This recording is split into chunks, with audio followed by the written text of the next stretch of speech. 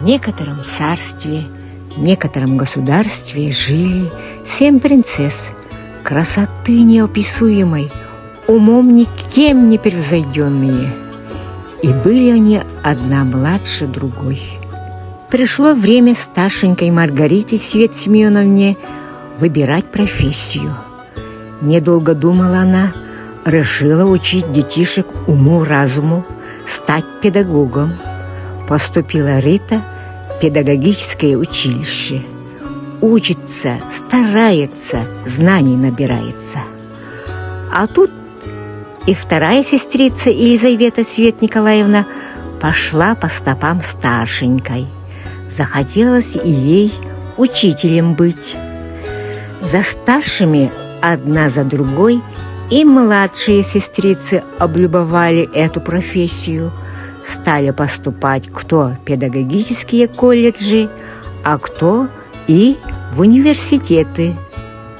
Выучились сестрицы, приданое от государства получили, каждая по 7 сундуков. Один сундук со знанием математики, другой – чтения, третий – русского языка, далее – родного языка, окружающего мира, ИЗО и технологии. Тяжелы сундуки, знаний полны.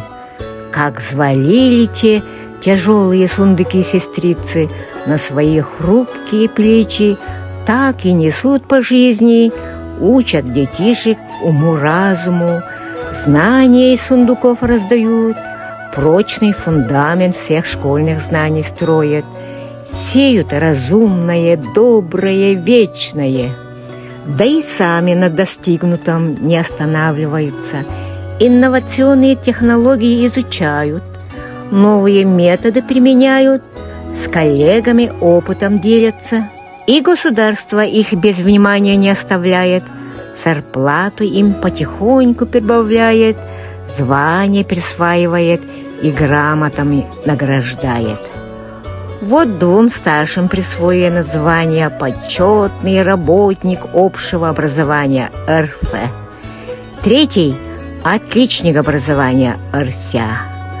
Остальные сестрицы стараются, грамоты получают, за старшими тянутся, таких же высот достичь хотят. Все, кроме младшенькой, имеют высшие категории. Самая младшенькая сестрица Карина Свет Александровна родилась на свет намного позже, когда старшие давно уже сами стали мамами и бабушками, но и она выбрала тот же путь дороженьку. Вот и работают они вместе в школе уже 216 лет. Ребятишек выучили аж 2500 буйных головушек. Тяжек их труд да радостен. Вот и сказки конец. А кто слушал, молодец!